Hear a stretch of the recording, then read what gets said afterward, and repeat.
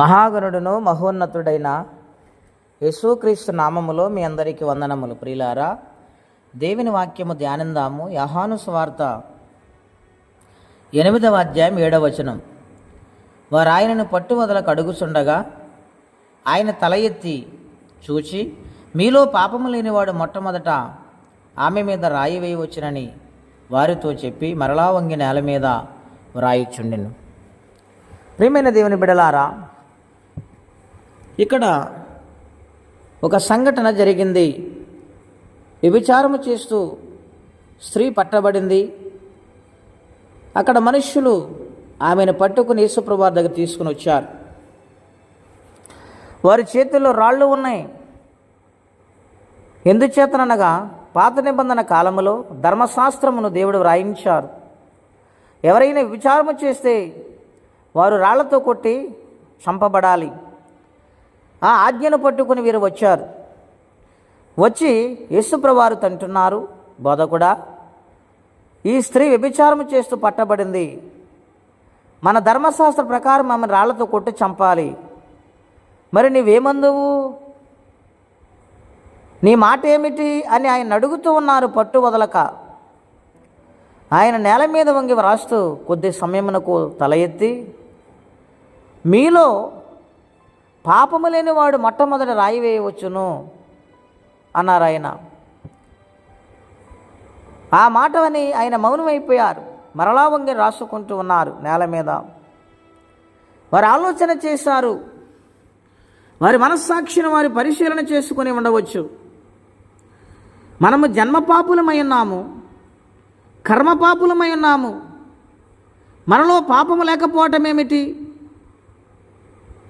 అని వాళ్ళు అక్కడ భయపడ్డారు. కారణం ఏమిటంటే పాపము లేని వాడుగా వారి ముందు యేసుప్రభువారు ఉన్నారు. యోహాను సువార్త 8:46లో నాలో పాపం ఉన్నట్టు మీలో ఎవడైనా స్థాపించగలడా? ఈ లోకానికి సవాలు విసిరిన దేవుడు ఆయన. ప్రియమైన దేవుని బిడ్డలారా, ఆయనను చూసినప్పుడు వారికి భయం కలిగింది. ఆయనను చూసినప్పుడు వారి హృదయంలో వణుకు పుట్టింది. వారు పాపులై ఉన్నారు, ఆయన పరిశుద్ధుడై ఉన్నాడు. వారి తీర్పును తీర్చటానికి వచ్చి భయపడి ఎవరి రాళ్ళు అక్కడ వదిలేసి వారు వెళ్ళిపోయారు మౌనంగా.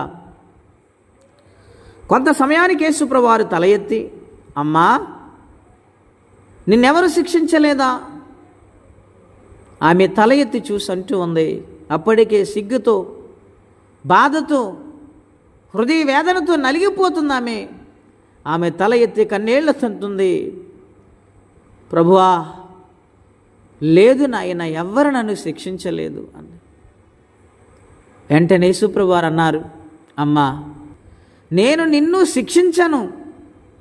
ఇక నుంచి నీవు పాపము చేయకుండా బ్రతుకు అని యేసుప్రభువారు ఆమెతో చెప్పారు. ఆ మాటకు ఆమె లోబడి తన పాపమును విడిచిపెట్టి పరిశుద్ధంగా జీవించింది. ప్రియులారా, ధర్మశాస్త్ర కాలంలో రాళ్లతో వ్యభిచారము చేసిన స్త్రీని చంపాలి. కానీ నా యేసుప్రభువారు పాపమును విడిచిపెట్టే, నేను నిన్ను ప్రేమిస్తూ ఉన్నాను గనుక పాపాన్ని అసహించుకో అని చెప్పినప్పుడు ఆ మాటకు ఆమె లోబడిపోయింది. అవును ప్రియులారా, పాపిని ఆయన ప్రేమిస్తాడు, పాపాన్ని ఆయన ద్వేషిస్తాడు. ఈ ఉదయకాల సమయంలో దేవుని దగ్గరకు రాకుండా ఏ పాపము అడ్డుపడుతుంది? ఆయనతో మాట్లాడకుండా ఏ వేదన నిన్ను గురి చేస్తుంది?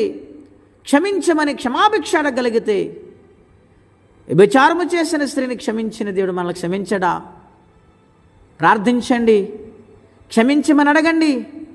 దేవుని సన్నిధిలో ఉన్న దీవెనలు పొందుకోండి. సమాధానాత్మ, నెమ్మది కలిగిన ఆత్మ, పరిశుద్ధాత్మదేవుడు మనందరికీ దయచేయునుగాక.